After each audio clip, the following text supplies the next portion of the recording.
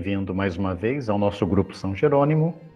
A liturgia de hoje nos convida a refletir sobre o tema do pão, mais profundamente ainda sobre a ausência do pão e sobre as soluções que a gente precisa encontrar para o problema da fome. Vamos refletir sobre Marcos 8, de 1 a 10, o relato da multiplicação, da partilha dos pães. As comunidades primitivas gravaram tanto esse fato que ele ficou registrado 6 vezes nos evangelhos. 2 vezes em Marcos, 2 vezes em Mateus, 1 vez em Lucas e 1 vez em João. Nós estamos então com a segunda narrativa de Marcos. Naqueles dias, novamente, uma grande multidão se ajuntou e não tinha o que comer. Como no primeiro relato, Jesus chama os discípulos e diz: tenho compaixão da multidão, porque faz 3 dias que está comigo e não tenho o que comer. A palavra compaixão é muito forte. É sofrer com, é sentir com as entranhas. É a experiência da mãe que, ao ver seu filho passar fome, sente seu útero, suas entranhas se revirar. É este o sentimento de Jesus. E ele diz: eu não posso mandar para casa essas pessoas em jejum. Se elas forem embora sem comer, vão desmaiar pelo caminho. Os discípulos tinham ido pelo caminho em missão. As multidões vêm agora voltar pelo caminho sem comer, vão desmaiar.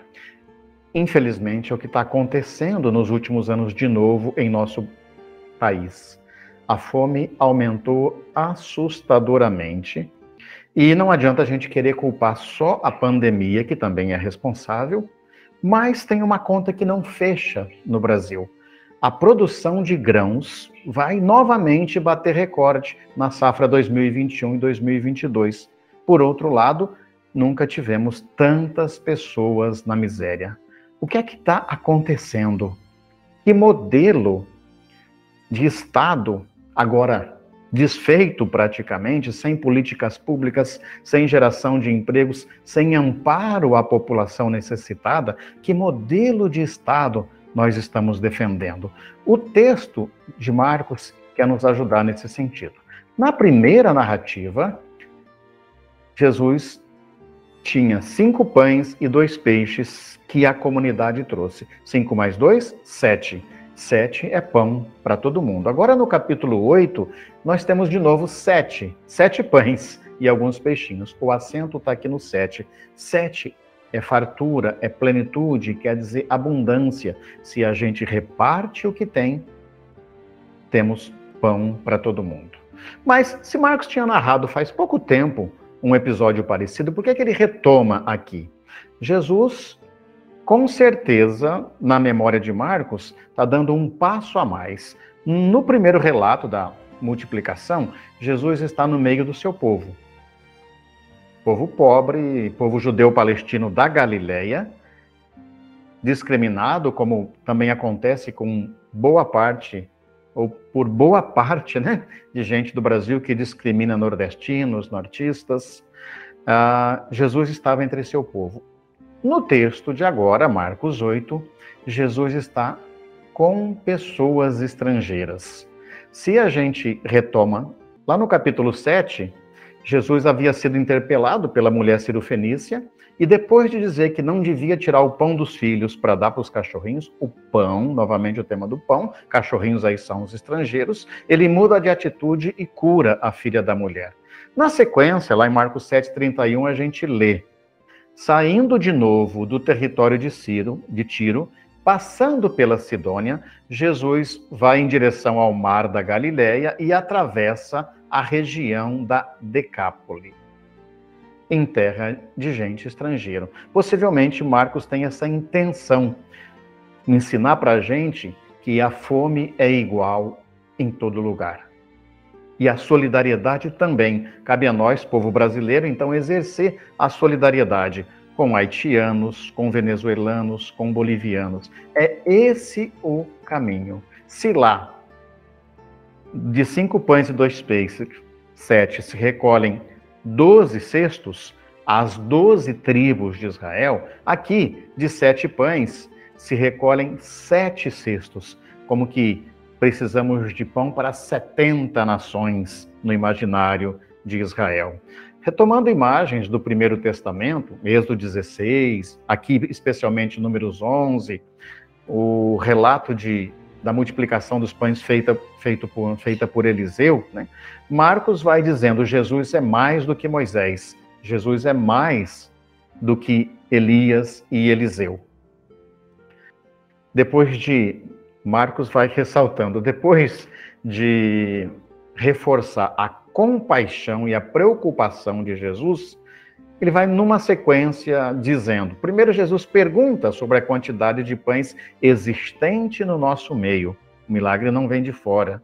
Toma os pães, dá graças, ato eucarístico aqui, abençoa e dá para que os discípulos sirvam, para que eles repartam, para que eles exerçam o diaconato. A gente lembra lá em Atos dos Apóstolos, os 7 diáconos escolhidos para servir as pessoas também estrangeiras, em especial as viúvas. E assim, como diz o Salmo 78, comeram e ficaram saciados.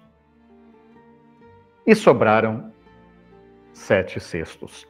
Eu queria deixar para a gente pensar 2 perguntas. Primeiro, em que tipo de milagre nós preferimos acreditar? Há quem diga que o problema da fome se resolva com agronegócio, agro é pop. E a gente sabe que esse modelo capitalista devastador está acabando com o meio ambiente, produzindo mais grãos e gerando mais miséria. Não é esse o milagre que nós acreditamos. Nós acreditamos no milagre das pessoas pequeninas, na agricultura familiar. A gente acredita no triunfo da economia solidária, a economia da partilha sobre a economia do mercado. Nesses tempos de pandemia, quantas vezes a gente tem visto, por exemplo, comunidades do MST partilhando comida, pão, vida, saúde com quem está desamparada e desamparado pelo Estado.